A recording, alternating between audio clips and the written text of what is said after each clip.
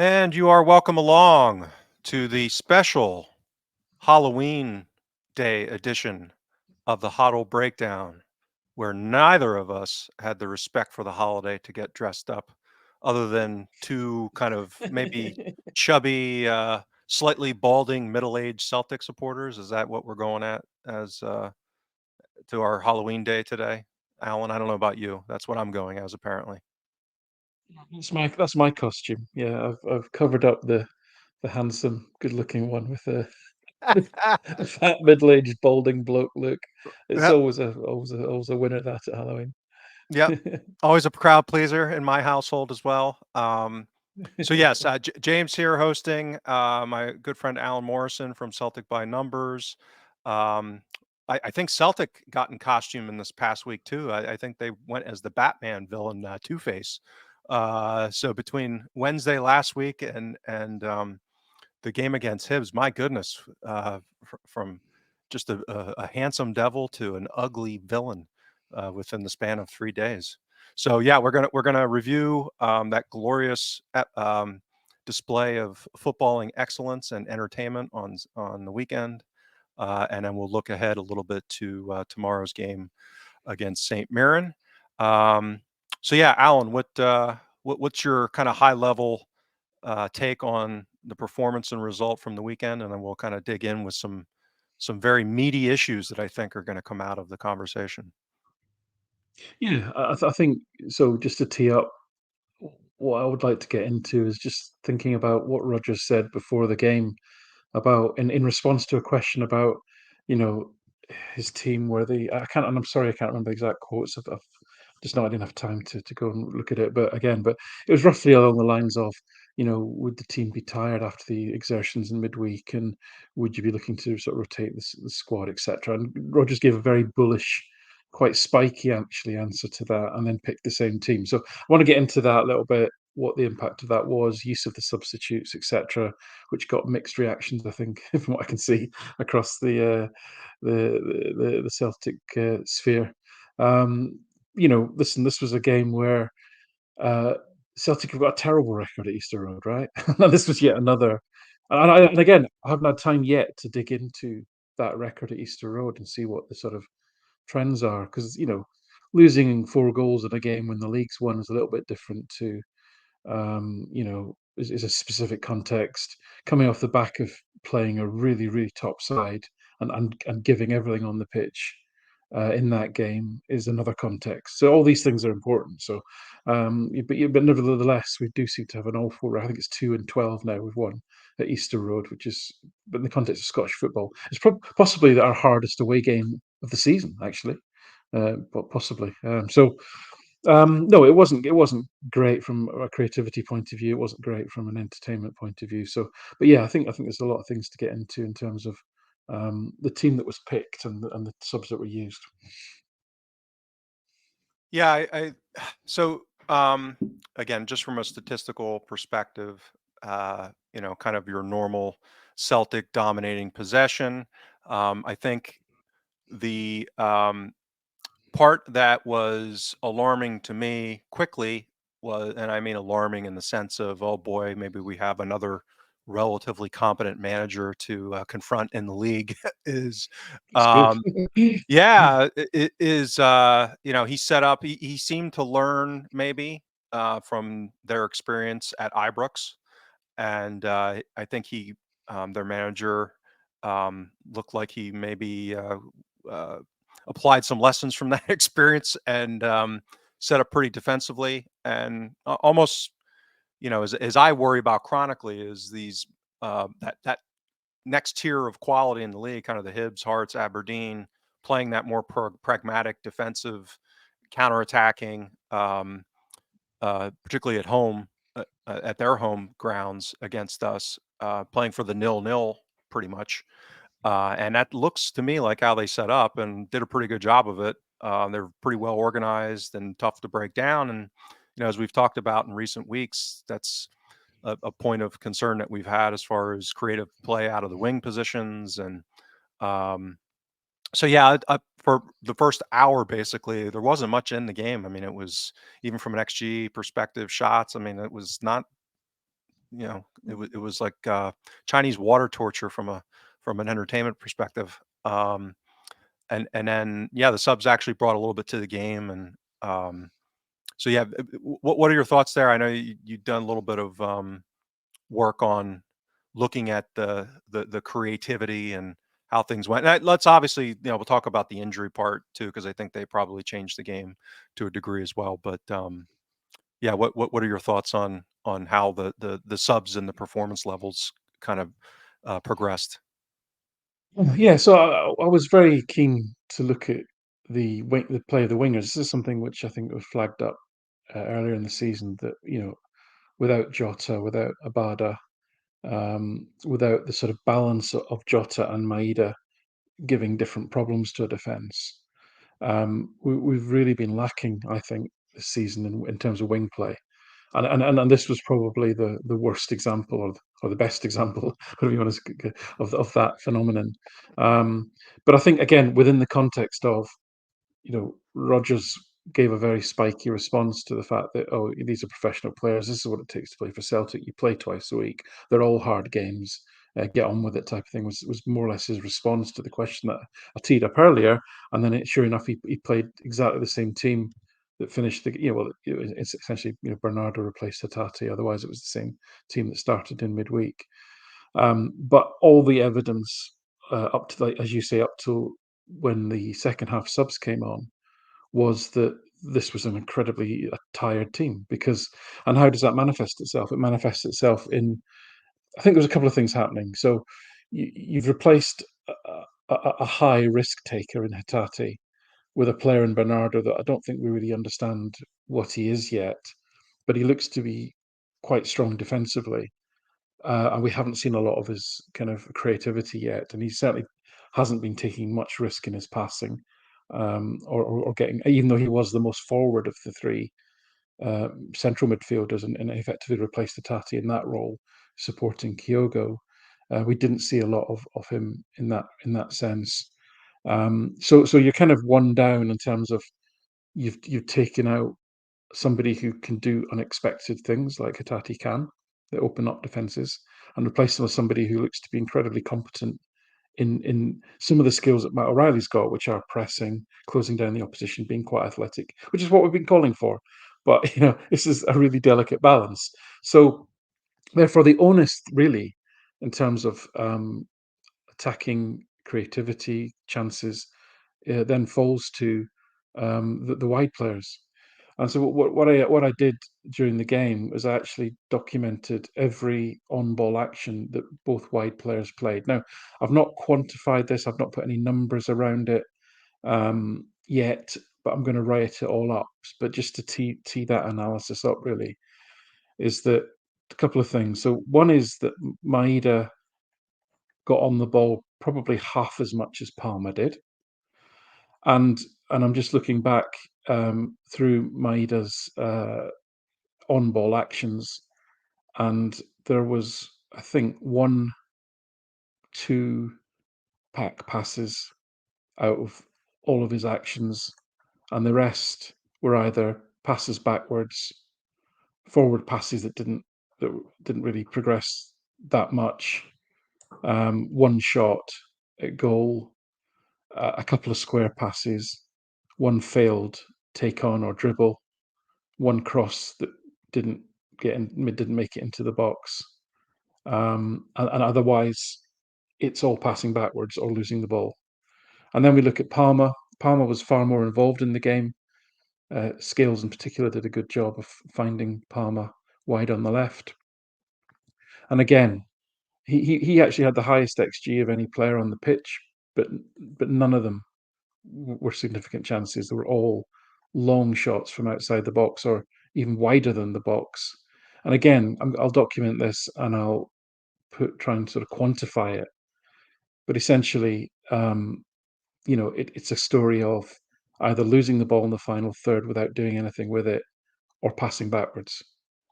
And so essentially, Celtic got very little really in terms of attacking threat from their wide players. I think the overall so I do like a attacking threat score. So somebody like an Edouard, for example, just use that as a benchmark, for example. Edouard would average around about 9 to 10 this attacking threat score in a game. So Maeda had like 3, and Palmer had like 4. So pretty low scores really. You're looking at Palmer 4 shots on target, 4 shots off target, none on target. Maeda had the one sort of big chance of the game that fell to him. Maeda didn't create a single chance. Palmer created one chance in the whole game. So a real deficit of, but not just outcome and output from the wide players. It was intent. It was, there were occasions where Scales or Taylor would pass to Palmer, and they'd actually take out the whole midfield and the two forwards, and therefore Palmer would be one on one with the fullback, and he virtually never took him on. The only time that they got beyond the fullback was if Taylor overlapped. Otherwise, it never happened. Same with Maeda. So you had two fullbacks that essentially just turned in and came back again constantly. Now, as you said, this is again cognitive dissonance amongst the Celtic support. There was general derision almost when you know we end the game with Turnbull, Johnston, not Morris Johnston, Mikey Johnston, Oh, and there you go. James Forrest. James Forrest, as the sort of attacking creative players. But the reality was, as James said, it was 50-50. Very little. You know, Celtic hadn't touched the ball in Hibbs's penalty box until Johnson and Forrest, until Forrest and who I think was the other, who was the first other sub Turnbull. Until Forrest and Turnbull came on, Celtic had not touched the ball in Hibbs's Hibbs's box in the second half. Right. They'd barely even lost the ball in the final third because they never even got there. So yeah, the substitutes actually completely changed the game. And if you look at Forrest and Johnson, people tend to remember Forrest hitting the bar, missing a good chance, Johnson wildly shooting, giving the ball away a couple of times, dribbling the ball out of play, because that backs up you kind of. But if you actually look at it, every time Johnson got the ball, what did he do? He went forward. What did he took the game forward, which Celtic hadn't done hitherto in that match at all. Now, his final delivery, his final pass wasn't great. But he had quite a number of pack passes. He at least attempted a number of shots. He got into the box.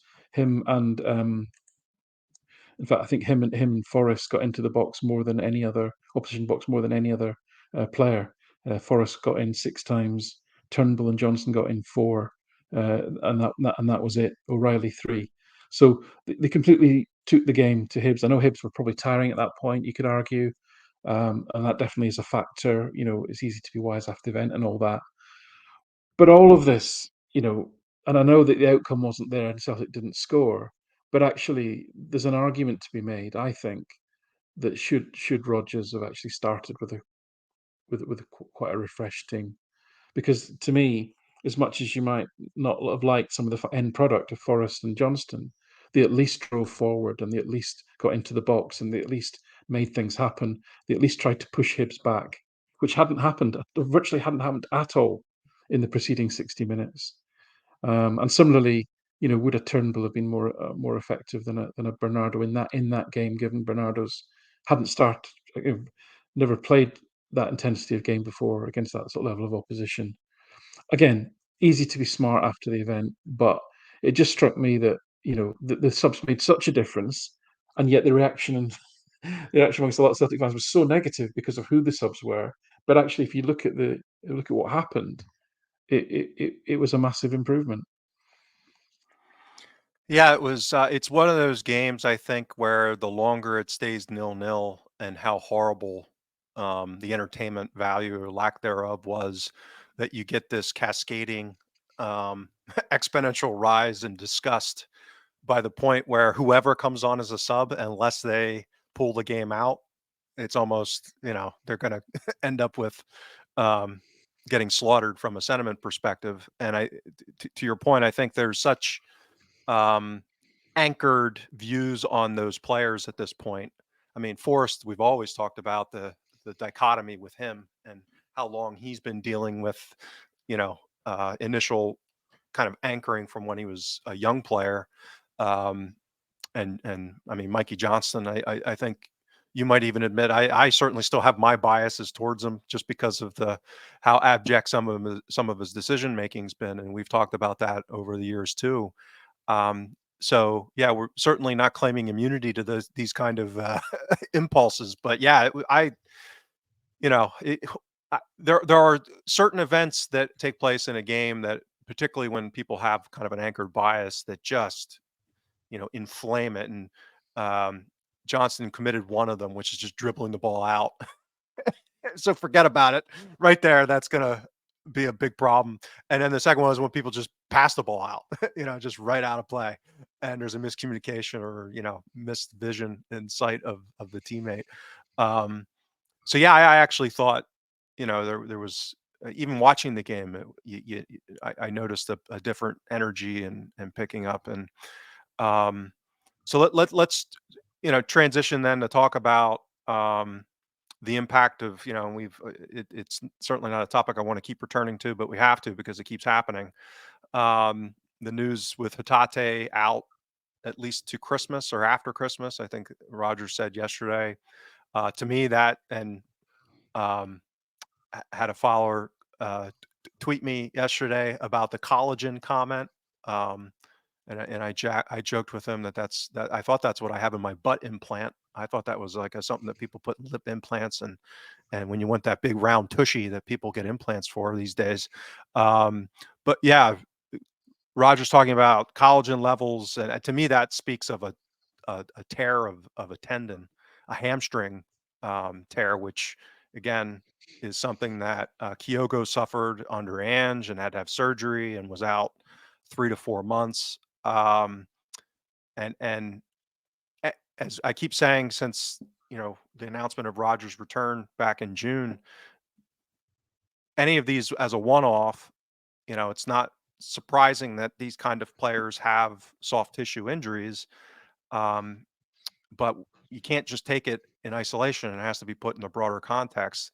And to me, um, Johnston being allowed to return to the pitch in that game was so ridiculous, such an abject failure of, um, just simple duty of care. I mean, I said to you, Alan, before we went live, I mean, I'm just some dopey guy in the suburbs that got asked to help assistant coach a U12 rec soccer team a few years back, and I underwent training for mandatory training for concussion protocols. That there is no way in heck that I as an assistant coach would have allowed any player to return based off of the trauma incident and the symptoms that he was displaying and how he was behaving afterwards.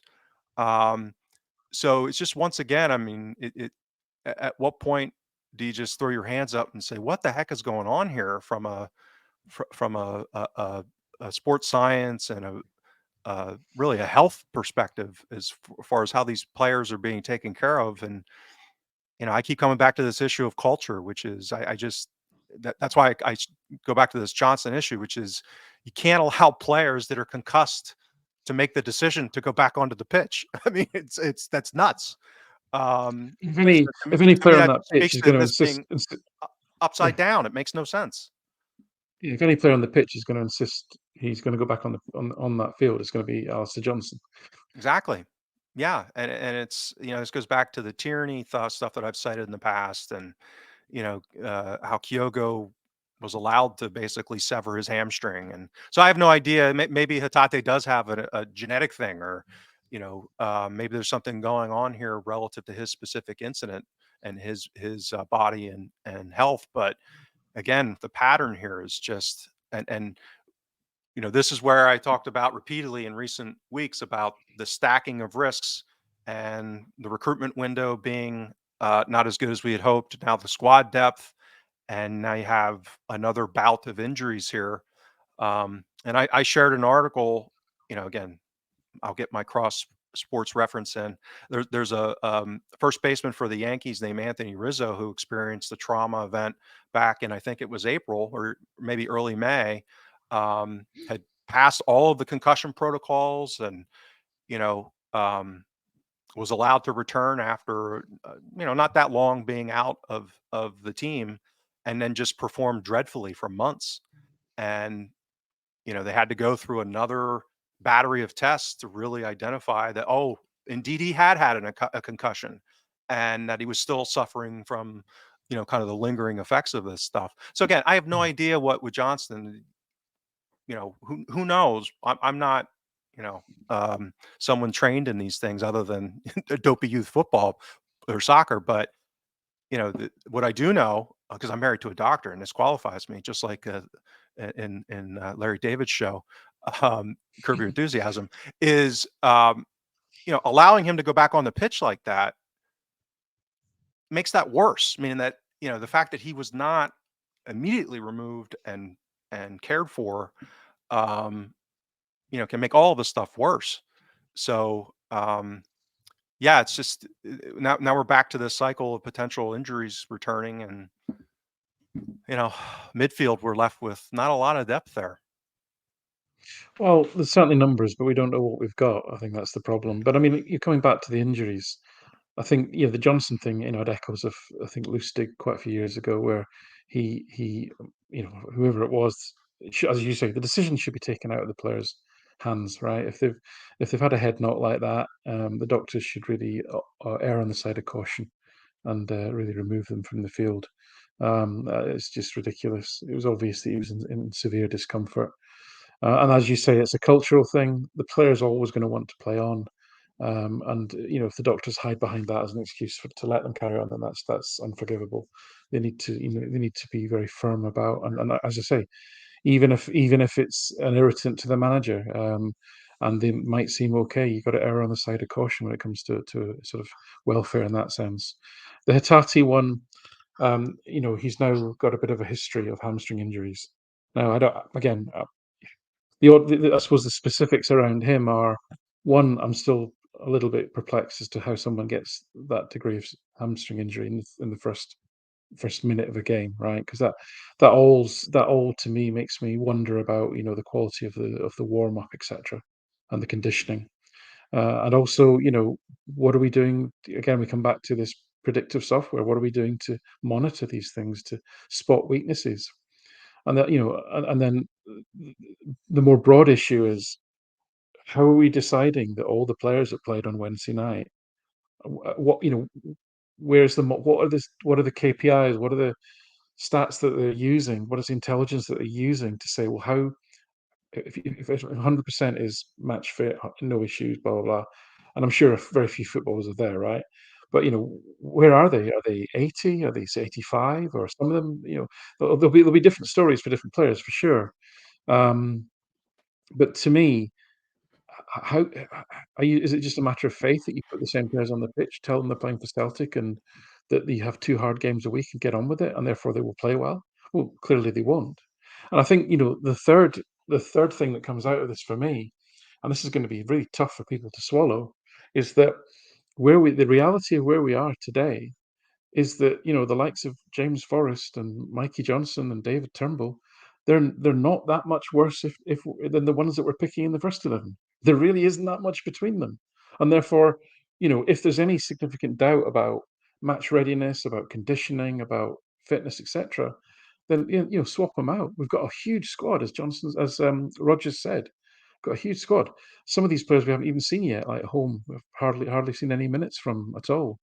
Tilio, I think, is only just back from injury, long-term injury, etc. I think So Holmes just back from an injury now too, so he's yep. I think he had something for the last couple of weeks, a calf. I don't know, but McGregor, yep. yeah, aside of probably McGregor, O'Reilly, Carter Vickers, and Kyogo, that there aren't really. I would suggest there aren't any untouchables in that team, and therefore again, being wise after the event, Rogers probably didn't expect such a flat performance as that, but all the signs and the data are there, and it's all point to fatigue, lack of risk taking, lack of dynamism. All the pressing stats were way down, etc. So, what were you seeing during the week that convinced you that they were ready to give the same intensity as was displayed against Madrid, or at least close to, against Hibs away, which, as I say, is our hardest away ground. So for me, I think it's a real wake-up moment for the whole squad management. We've played a virtually unpicked team. I don't know whether Rodgers feels that he's got a starting 11 and not much beyond that. I don't know, but I think the reality is probably a bit more prosaic than that. As I say, aside from four players that we're probably going to risk burning out, we might as well rotate the squad and be as fresh as we can be. Is my takeaway. Yeah, and again, I think that the important context of this is, part of what people that are involved in analysis and analytics do is ask questions, as I always talk about, aligning the analysis with what question that's trying to be answered. And we're inherently, as outsiders, we're inherently left with an information deficit. So we're going to speculate, right? So the pattern here that we've laid out, about long-term, injury record with Rodgers as a manager, the culture at Celtic, those are kind of the mosaic. And so when we ask these questions, it's within that context, and admitting fully that we can't know really anything.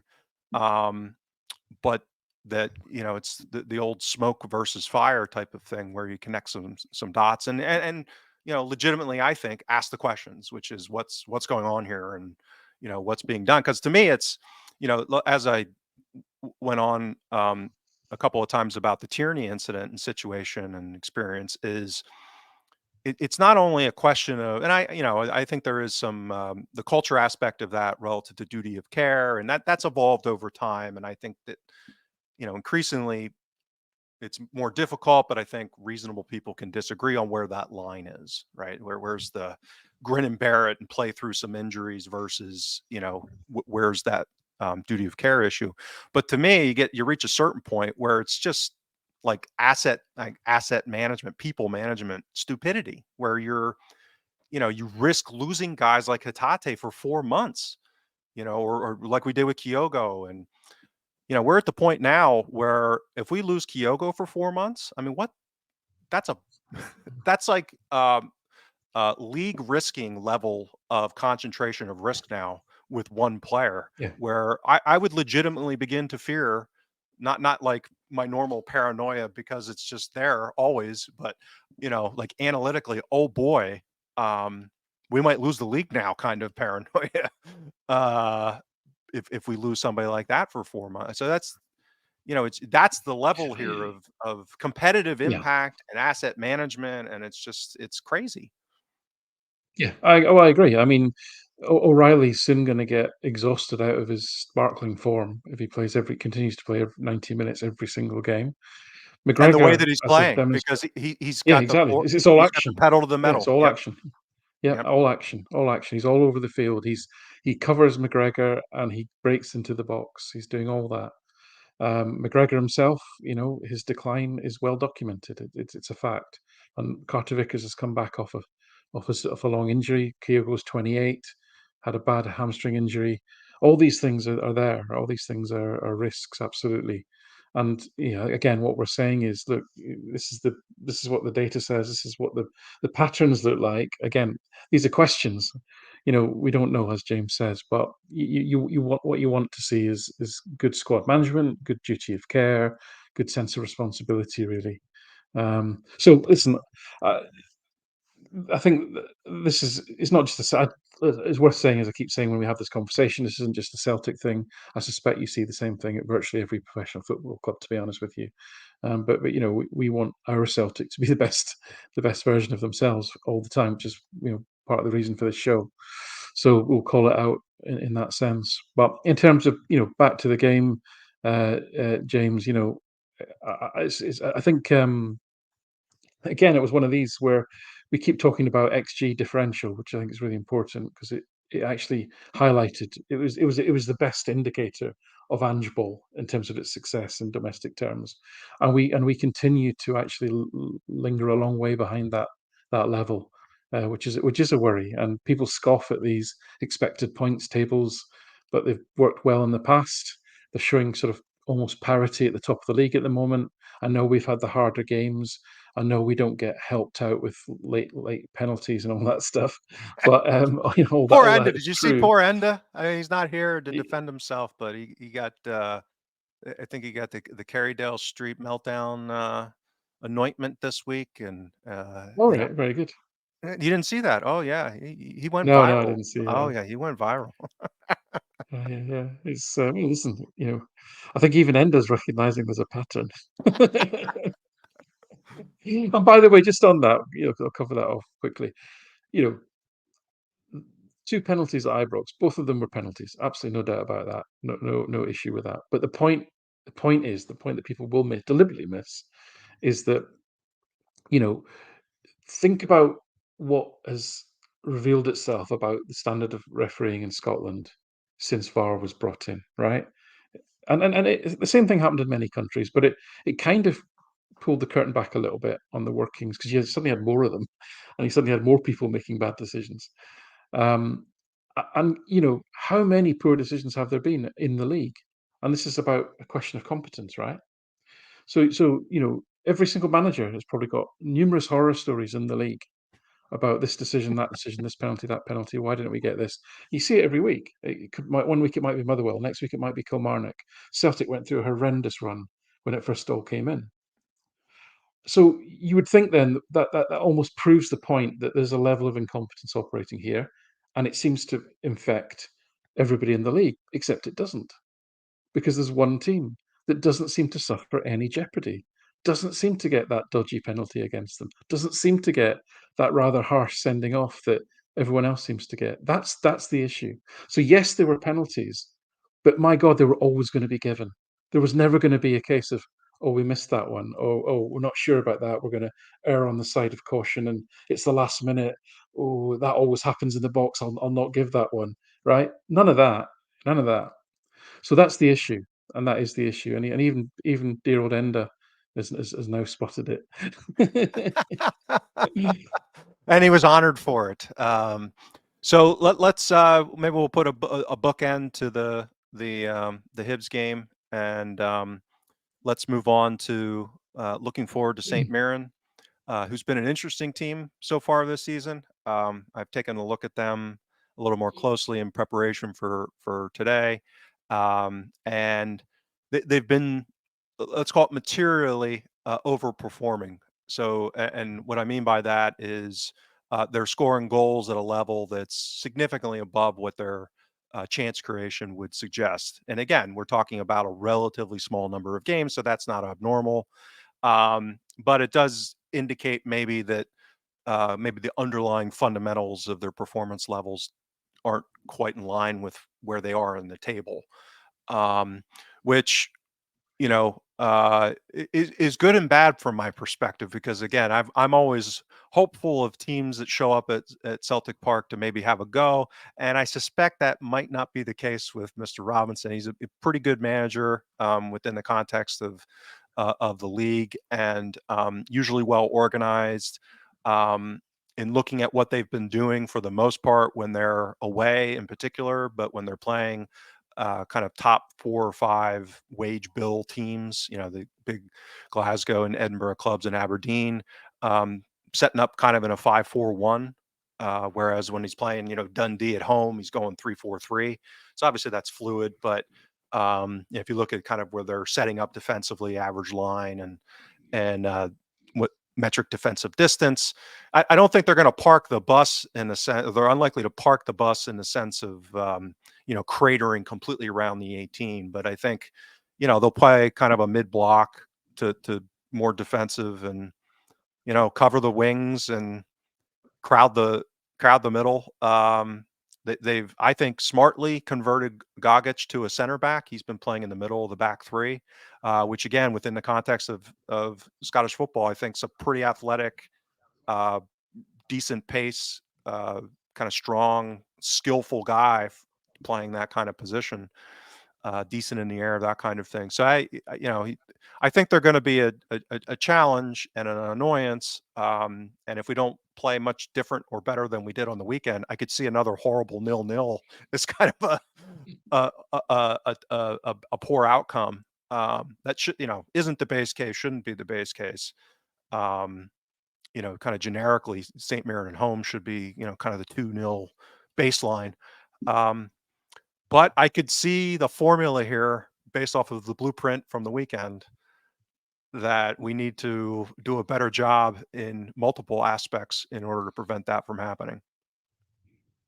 Yeah, for sure. I mean, just a couple of things. I agree with all that. Things I've picked up about them is, yeah, no team plays less passes in their own half.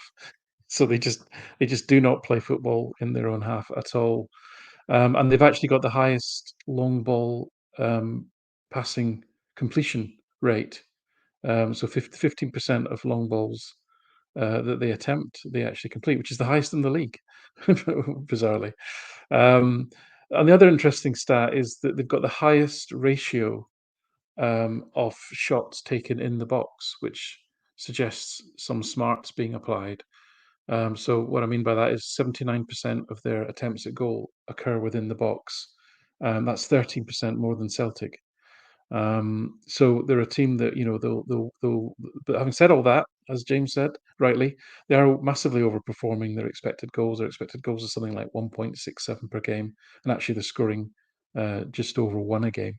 So, and on the other side of that, they've probably got the seventh best goal difference by expected goals, but they're comfortably third. So there's some overperformance there, but based on what we've said, there's also some method clearly in terms of certain philosophies that they're adhering to about not overplaying in their own half, trying to get as many shots taken in the box, perhaps not overdoing it in terms of shots outside the box, in terms of they know long balls are coming. They've got the likes of strikers that are good, expect to know what they're doing as far as dealing with those long balls as well. And as we always say with St Mirren, they've got excellent midfield athleticism, which means that they can, when there are long balls, even if they're not winning the initial ball, they can often win the second ball. So, um, but Celtic surely can't be exhausted a week after Atletico Madrid again, and surely can't move the ball as slowly, and surely can't be as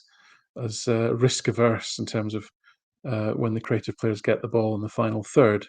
Not actually pushing the defense back, but actually trying to. They surely can't be as conservative again. So, as always with these games, I expect Celtic. There is a deficit there in terms of ability and so forth. But St Mirren, as we've said many times before, they have a plan and they do it very well, and fair play to them. Yeah, I think to your point, you combine the likelihood of a more disciplined, narrow defensive setup with the pragmatic approach to going long out of the back, meaning that's going to a significant degree, make our counter press um, and press less effective. And then their striker, he's a big dude, so I think he's like 6'2", 6'3", pretty athletic. Um, so as far as an out ball, playing that, getting up the pitch with the second balls, that he'll probably create the chaos a decent amount. And again, this is going to come back to I would be shocked if the strategy isn't launching those long balls to our defensive left into the triangle of uh, basically Hart, Scales, and Taylor down that side of the pitch. So yeah, it's I you mean, can they've got. I'm almost. sorry, James. Yep. Tanzer, the guy that that plays sort of left wing back or left back, left wing back. He's actually one of the most creative players outside the top two, and has been for a Yep. number of years. His delivery from the left is excellent. So again, not just from open play, but also set play as well. So he's I was going to definitely say. a threat. Yeah. Yeah, and this is one of those games where you can almost write the script as far as how the opponent's going to play. Um, so the question is, what do we do about it? And I think that'll be the litmus test in the short term, which is coming off of that game from the weekend. If anything, um, St. Mirren's likely to be even more the version of what Hibs was on the weekend. Um, and so that'll be interesting. So yeah, let's leave it there and we move forward to the weekend. I think I don't know, I didn't even look that far ahead. So, but we'll be back to talk about the weekend, preview that a little bit. I think on Friday is when we're looking to to maybe reconvene with Mr. Famous, Mr. Viral, and Nicole. The Hopefully, referee basher, yeah, the guy who wants yeah, to talk about referees all the time. the c Yeah, yeah. the conspiracy theorists, He's and like mad. Nicole Yeah, will yeah. will return Friday, and, hopefully we get to discuss passing the litmus test tomorrow with flying colors, and we break down their low block with, 4 or 5 goals. So, as always, thank you for watching on those on, YouTube. Go ahead and hit the subscribe button and, comment below if you haven't already. Those on Spotify or Apple iTunes, if you can leave a review, that'd be great as well. And that's it for the holiday edition, or the Halloween edition of the Huddle Breakdown. Yes, and we will be back on Friday. So enjoy tomorrow's game, and we'll talk to you then.